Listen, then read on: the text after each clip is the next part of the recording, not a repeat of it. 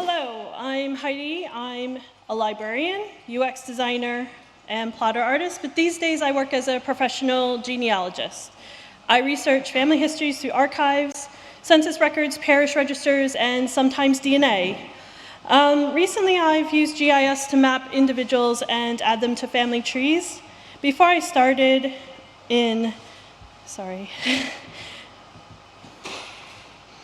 Before genealogy, I worked in UX design across various industries.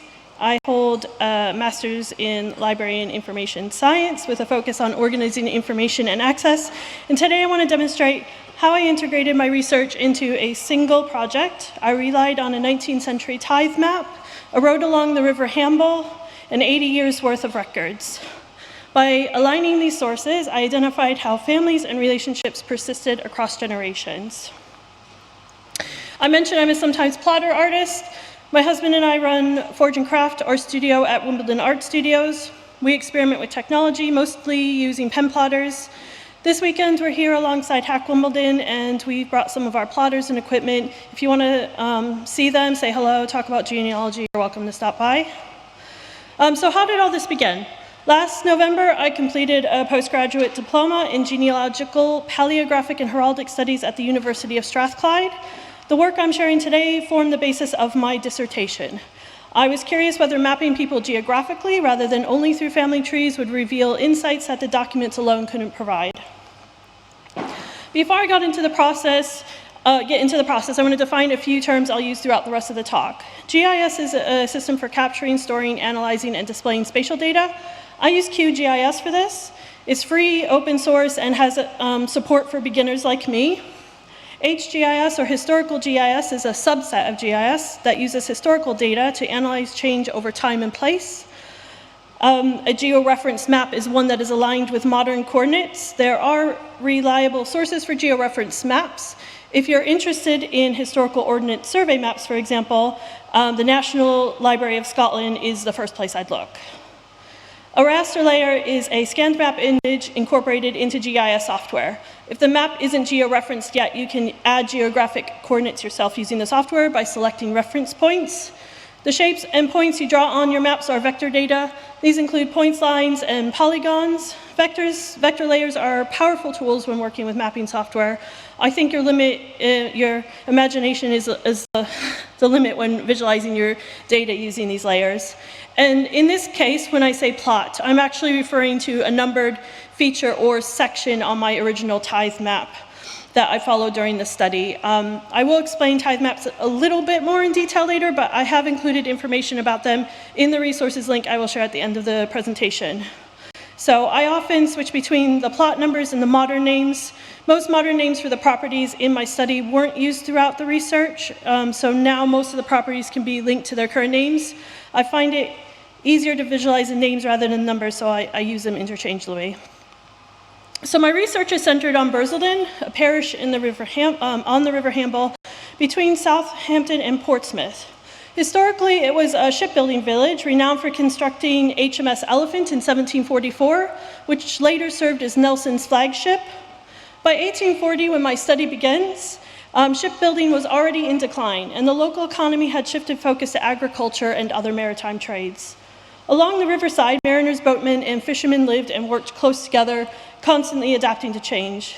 In 1889, a new railway to Southampton not only changed the landscape of Bursledon, but also altered how people commuted and found work. So I initially attempted to map the entire parish. However, for my case studies, I concentrated on 5 cottages along a single road. This is where I will focus today. This road is now called Land's End Road on modern maps, but it was not labeled that way until long after my research period. The road runs along the river. It serves as a key maritime hub. This photo was taken around 1900, kind of near the end of my research period. And it also features 2 of my case study locations in the background. Some merchant ships are visible here and likely resemble those that navigated the river. They were typically wooden sailing ships operated by a master and a mate and often used to deliver goods along England's southern coast to the Isle of Wight or to France. Some of you may recognize this pub, I don't know. This is I think the photo itself is actually from the 1980s TV series Howard's Way. I'm an American, I'm less familiar with that reference. The pub, the Jolly Sailor, is located directly on the river. While the TV connection is intriguing, I find the stories of the residents here and along this road even more fascinating. My initial interest in this place was personal. While researching my husband's family, I found in the census that his great-grandfather was living on this road, close to the pub. As a master mariner, he might have found it convenient to live near the river. I wanted to find out precisely which cottage the family lived in and how close it was to the pub. This question led to my dissertation topic. I believe that mapping the families might bring me closer to the answer. I realized the most effective way to understand the situation was through GIS.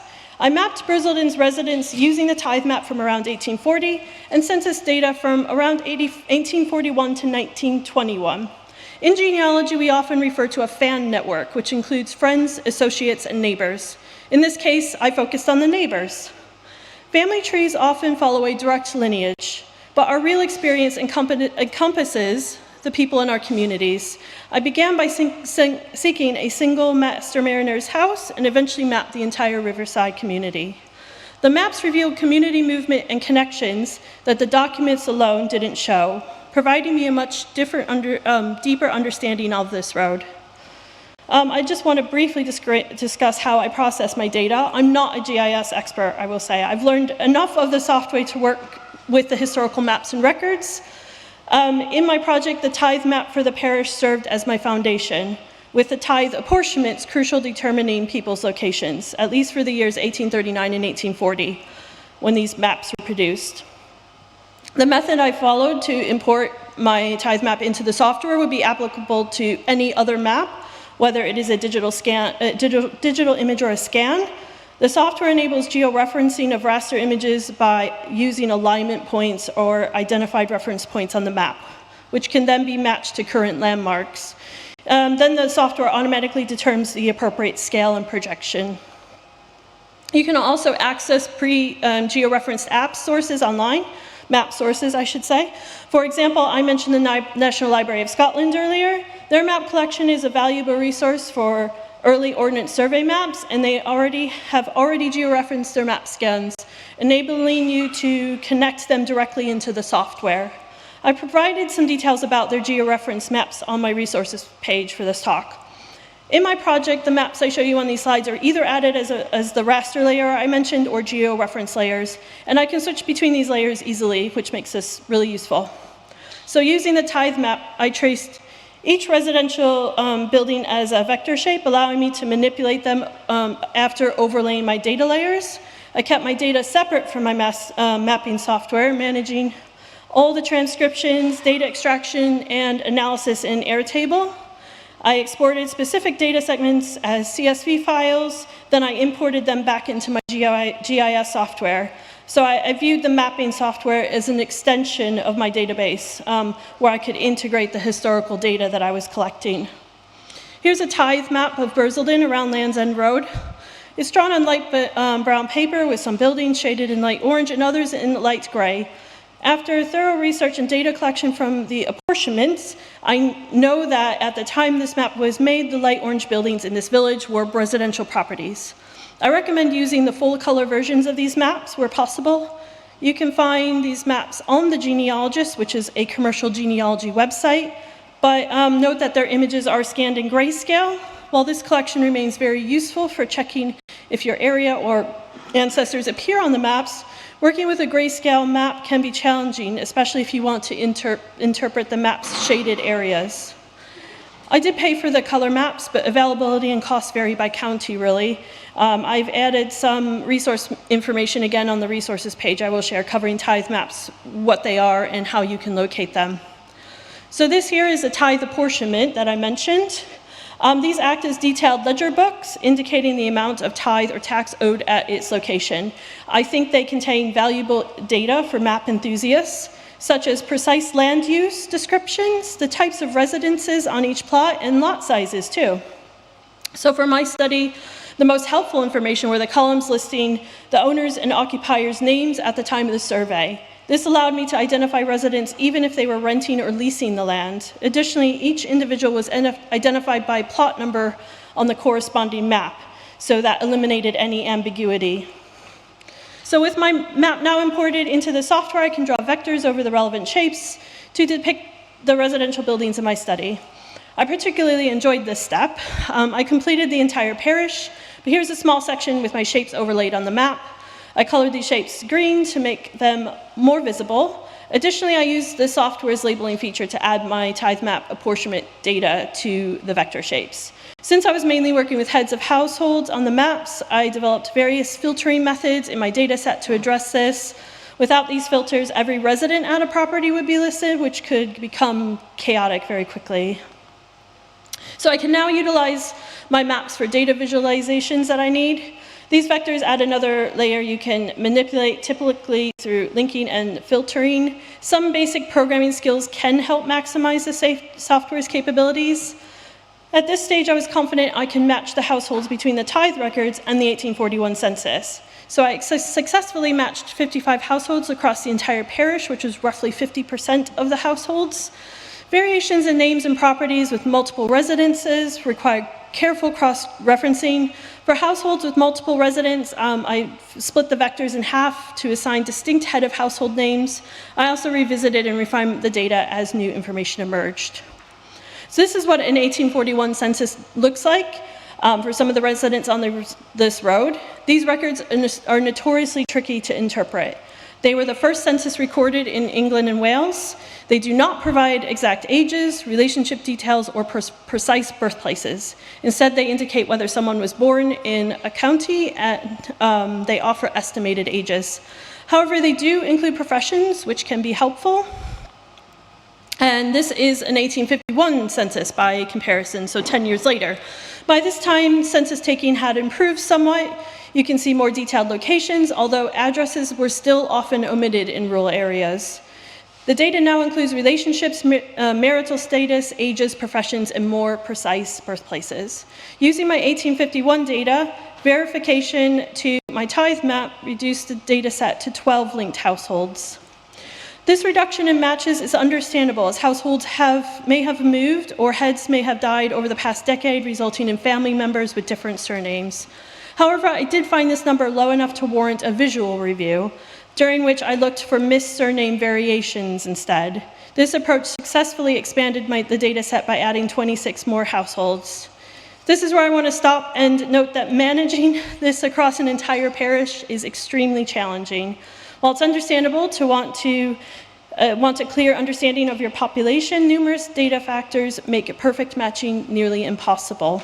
For my dissertation, I had to balance a broader study area with a more focused case study, but if I were to approach this again, I'd likely concentrate more on the smaller area initially and then expand from there. To illustrate the scale of the area, Burzildon's population in 1841 was 523 with 110 households, and in 1851 it was 500 with 113 households. Even for a small parish, mapping each household over 80 years is quite an enormous task. So here's some initial maps I enjoyed creating, overlaying tithe vectors on an ordnance survey map during my research highlighted patterns of property loss or change. So in this example, there's a homestead in the middle. I'm about to present you. You'll observe a homestead loss. So look at Alexander Mackenzie's homestead in Hackett's Farm, marked on the tithe map. So this homestead does not appear in the Ordnance Survey map surveyed in 1859, so I've marked it in red, the location where it used to be. What's interesting about examining the census alongside the maps is that I was able to trace Alexander to different nearby residents in the village. He relocated there with his servants, who had earlier lived in another cottage at the bottom of the farm. This internal migration is visible on a map, though it's less apparent between the 1851 and 1841 censuses. Identifying this movement from the census data alone would have been challenging. The difference between the 1859 and the 1895 Ordnance Survey maps are more significant, primarily due to the railway construction in the village and shifts in the local economy. So at the bottom of Land's End Road here, we have several smaller cottages that have been removed completely. Additionally, you can see a few new buildings have appeared on this parcel, so this indicates some consolidation. There's another outbuilding that was removed around the Jolly Sailor. And then in this area where the railway was constructed, there is a noticeable decrease in the number of cottages compared to earlier maps. When choosing my case studies, I selected 5 properties on Land's End Road to explore household dynamics. I intentionally avoided the railway corridor since I expected these cottages would be gone during my study. As I mentioned earlier, I used plot numbers and modern names interchangeably, though some properties may not have consistently been known by these names. The cottages starting from the northern part of the road to the bottom include Plot 22, Elephant Boatyard, Plot 23, called Ewers, Plot 25, the Jolly Sailor, Plot 27 is called Myrtle Cottage, and then finally at the very bottom of the road is Plot 31. It's called Ship Inn, or sometimes today it's known as Land's End House. A census page may seem like a simple list of names, but connecting those names to specific physical coordinates reveals that these properties were more than static structures. Instead, they were adaptable spaces, some offering half a century of stable family life, while others were continuously repurposed as safety nets for relatives with nowhere else to go. I don't begin at the top of the road. Instead, I start with Plot 23, now known as Ewers. In 1840, tithe records indicate it was owned and occupied by James Coles and his wife, Rachel Carpenter. After James's death in 1842, his will left the estate to Rachel for her lifetime and explicitly safeguarded his daughter's shares from any future husband's financial influence. The household was multi-generational from the beginning. The 1841 census indicates that their daughter Elizabeth Brain and her young son John James Brain were already living there. After Rachel's death in 1852, her estate was inherited by her unmarried daughter Charlotte Coles, who had lived independently there her entire life. Charlotte cared for the house for many years, and upon her death in 1880, she bequeathed the property to her nephew John James Brain. John's life illustrated a clear migration pattern. He moved from Bursledon as a young man, spent 20 years in London working as a sugar broker and commission agent, and later returned to the family home. By 1891, he was living there once more, leading the household with his unmarried sisters, Elizabeth and Sarah. Here's a photograph of Ewers from historic England. It is a listed building, so I imagine it hasn't changed much since the Coles and Brains lived there. The family's hold on the property endured for 50 years during my study period, primarily through the female lineage. The hold ended after 1891 when John's health deteriorated, leading to his admission to the county lunatic asylum, where he inevitably died. I believe the house remained unoccupied for the rest of my study period. I couldn't find any other household in the census record after John's death. Since this family had lived here for so long, though, it provided a baseline on the map for comparing changes along the rest of the road. Right next to Ewers is the Jolly Sailor, which I've mentioned, serving as a local social and commercial center of the riverfront.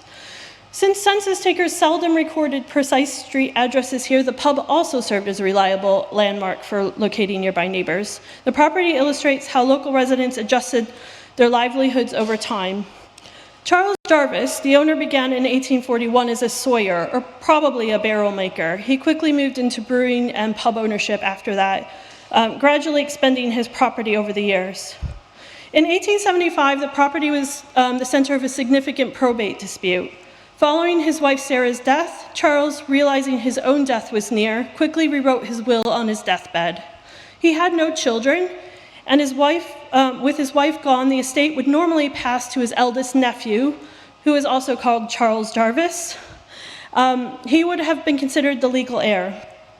However, Charles bypassed him by creating a new will that left the pub to his great-grandnephew, Charles Bevis, who had been living in the household as a servant, but probably a brewery apprentice, and divided the rest of the estate among 12 nieces and nephews. The court records show a messy probate fight over his mental capacity on this day, revealing that Jarvis told his gathered relatives, "I have left you all something, don't quarrel." Charles and Sarah were buried together in a church cemetery on the same day, as their deaths were only days apart. This is a Jolly Sailor again. It is also a listed building, still a working pub by the same name today. The court confirmed the will, and Charles Bevis operated the pub until 1891, after which he left the trade to become a laborer and farmer in Swanwick, across the river. Management was then handed over to Hugh Knight, an outsider, who relocated from Swanmore to Dublin before ultimately settling at the Jolly Sailor, where he spent at least 30 years as an innkeeper and market gardener. Next to the pub is Myrtle Cottage. While a typical map might show it as a single residence, historical records reveal it as shared by two working class families. Between 1841 and 1871, one part was occupied by Solomon Bevis, a fisherman and lighterman, while the other was occupied by the Wallace family, headed by Phyllis Wallace, formerly Turner. For decades, the census names Phyllis as the head of her household. But her husband, Richard Wallace, was away working as a rope maker in Portsea dockyards, so she managed the household locally, often through agricultural fieldwork as necessary. The key connection here, though, is the landlord. In 1846, the cottage was auctioned and bought by Charles Jarvis, the owner of the Jolly Sailor.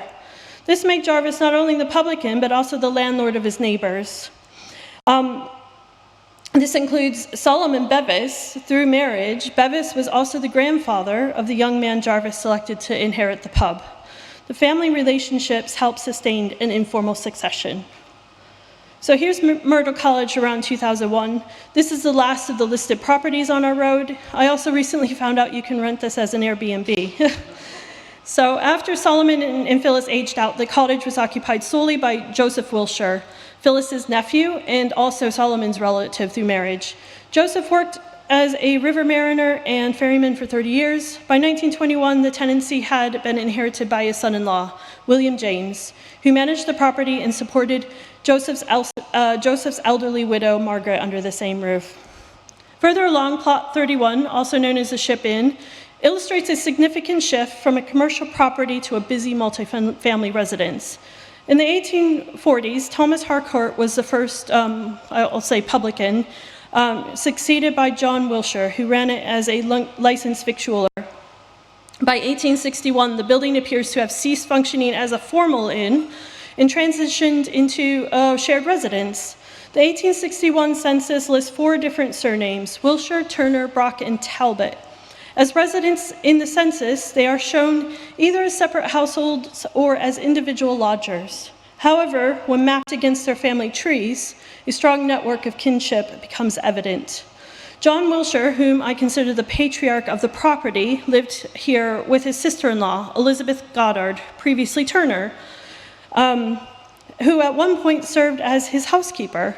Also present was Elizabeth's brother, William Turner, a water laborer married into the Brock family, and Mary Talbot, an unmarried sister of his wife, listed as receiving alms from the parish. This house has been known by several names: the Ship Inn, the Ship Inn Launch. Locally, I think it's called the Castle House. Today, it's known as Land's End House. It stands as a grand residence with continued easy access to the river. These families intentionally use the old inn space to gather resources and shelter their vulnerable relatives. I also suspect that, although not explicitly mentioned in the records, this house also served as an important stop for passing mariners. The photo of the house shows not only its size, but also the easy access to the river. The house sold for $1.6 million in 2003, likely a remarkable amount for these previous residents. Finally, we have the Elephant Boatyard. It's at the north end of the road, a historic site where the warship HMS Elephant was constructed in 1744. In the 1840s, it belonged to Master Mariner William Holyman. After 1841, Holyman relocated his residence to Southampton and Millbrook, leaving the boatyard vacant for about 30 years. I suspect Holyman primarily used this property for commercial reasons, perhaps as a storage location for his ship or fleet after moving. By 1881, the property reappears as a residence with some familiar residents returning. Charles Goddard, a lifelong sailor, moves in with his elderly mother, Elizabeth, the same Elizabeth Turner from the last case study. Elizabeth was widowed by Levi Goddard, and the family had earlier lived at Plot 31. Remember, she was also John Wilshire's sister-in-law at that location. Additionally, Charles's widowed niece, Sarah Clements, formerly Goddard, lives here with her own household. She works as a needlewoman and raises 4 young children. Sarah's parents are Levi Goddard Jr. and Mary Ann Bucket, making Elizabeth her grandmother. The key connection occurs between 1891 and 1901, when John Wilshire Jr. moves into the boatyard with his wife, Mary Ann Bucket. Decades earlier, in 1851, Mary Ann managed her own household at the ship inn, while her first husband, Levi Goddard Jr., was at sea. Her marriage to John Wilshire Jr., the son of the former ship inn's publican and patriarch, and her move to the boatyard further embedded the Goddard and Wilshire families. They formed a large blended family that used the property to support step-grandchildren, widowed sons and daughters, and other relatives. During periods of economic hardship, they adapted by using the boatyard's residential space to strengthen their kinship network and extend it along the road. Elephant Boatyard remains an active shipbuilding site today. It's hard to get a clear view of the house or its historical appearance because it's blocked by the commercial property on the Riverside. However, a satellite image shows its location, illustrating how advantageous this spot would have been to those involved in the maritime trades. So mapping the residents of these 5 properties reveals that the families on Land's End were not isolated. Apart from the Coles in our initial case study, the others, Jarvis, Bevis, Turner, Wilshire, and Goddard, and their extended families were deeply connected through blood and marriage. This is one of my favorite charts from my dissertation. It's a descendant chart illustrating the Turner-Wilshire-Goddard kinship network, which is the largest from my research. While it might resemble a fan chart to genealogists, it focuses on descendants rather than ancestors. We start with Elizabeth Turner's parents at the center, the earliest rooted couple from the branch. The chart uses color coding to indicate which properties were occupied by specific household heads within the network. Of my 5 properties, 3 are prominently visible throughout the study period. For years, traditional demographic history suggested that modern developments push rural populations into isolated nuclear family units. However, examining this community geographically reveals the opposite. These families depended on intricate extended kinship networks to adapt and thrive within a shifting maritime economy. Census structures in rural communities often don't accurately represent living arrangements due to missing addresses or unclear property boundaries. For instance, nearby households at Plot 31 might appear as separate cottages, even if they are part of a single large property with 4 to 5 households sharing a support network. Oh, and I nearly forgot. Was my husband's great-grandfather among those featured in this case studies? The answer is no. However, my research helped me refine my hypothesis about his possible residence. I believe he was likely in the railway corridor. They didn't relocate far, just across the river to Swanwick, into the same row of cottages where my mother-in-law was born, and by coincidence, where Charles Bevis, the former owner of the Jolly Sailor pub, also lived after he gave up the business. If I were to continue this research now, the next logical step would be to systematically shift focus to that railway corridor and apply this method again with a new group of cottages. I want to be entirely transparent about my approach. This process can be quite demanding. Historical GIS isn't just a matter of inputting data into software and letting a map appear on its own. Mapping this one road over 80 years involves reconstructing the life stories of each neighbor and extended family member. It requires overcoming data barriers, managing name variations, locating wills, and consulting registers to verify census info. Expanding to a whole parish is a huge labor-intensive task, balancing broad geographic scope with detailed local studies. The effort, though, radically transforms our historical data model, showing that properties are dynamic and evolve in response to community economic needs. A key contribution of this work is the demonstration of how spatial analysis and property-based methods can aid genealogical and historical research. It encourages expanding the focus beyond the immediate family and extends our research into areas that map community interests using tools that complement family trees to explore spatial dynamics. Thank you.